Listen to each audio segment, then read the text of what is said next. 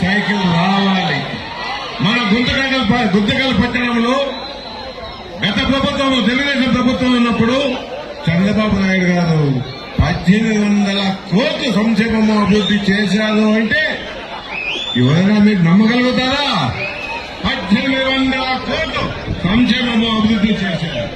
అలాంటి వ్యక్తిని మనం పోగొట్టుకుని ఈ రోజు సంక్షేమాలు గాని అభివృద్ధి గాని పూర్తిగా నిలబడి ఇబ్బందులు పాలవుతా ఉన్నాం. అన్ని వర్గీయులని మోసం చేసిన వైసీపీ ప్రభుత్వము జగన్మోహన్ రెడ్డికి బుద్ధి చెప్పే అవకాశం దగ్గరలోనే వచ్చింది. అయ్యా, నేను ఇలా ఎమ్మెల్యేకి కానీ ఇటు వైసీపీ నాయకులకు కానీ ఒకటి అడుగుతా ఉన్నా.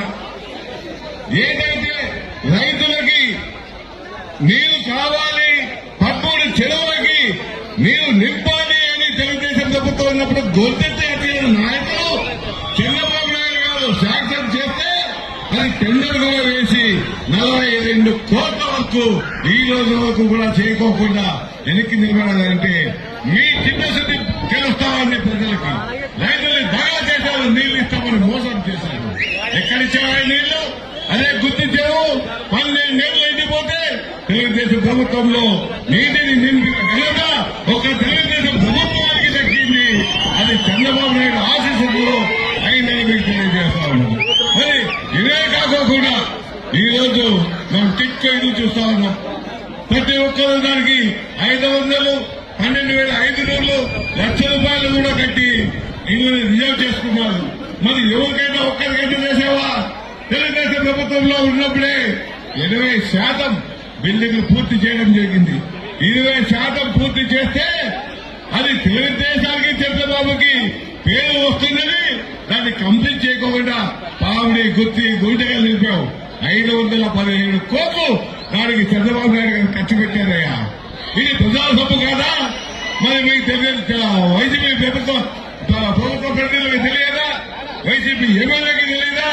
ఇక్కడ ఆర్డీఓలకు కానీ కలెక్టర్ కానీ లేదంటే ఎంఆర్ఓకి తెలియదా? అందరికీ తెలిసినా కూడా ఏమీ లేని నిశ్చయంగా మిగిలిపోయారు. ఎంత ఈ మనకి జగన్మోహన్ రెడ్డి ఉన్నంత వరకు మన రాష్ట్రం అభివృద్ధి జరగదు, మనం కూడా ముందుకు పోయే అవకాశం లేకుండా పోతుంది. కనుక రాబోయే దినాల్లో మీరందరూ ఖచ్చితంగా ఈ దోపిడీ రాజ్యాన్ని, ఇసుక దోపిడీ, మట్టి దోపిడీ, లిక్కర్ దోపిడీ, ఈ రాజ్యాన్ని పోగొట్టి సుస్థిరమైనటువంటి చంద్రబాబు నాయుడు నాయకత్వంలో రాజ్యాన్ని మనం అందరం ఆచరించాలని కోరుకుంటూ మరి ఈ కార్యక్రమానికి వేలాది మంది కార్యకర్తలు, శ్రేయభిలాషులు ప్రతి ఒక్కరూ పాల్గొని ముందుకు వచ్చి ఈ కార్యక్రమాన్ని చేపట్టి చేశామని ప్రతి ఒక్కరికి పేరు పేరున ధన్యవాదాలు తెలుపుకుంటూ సెలవు తీసుకుంటున్నాం.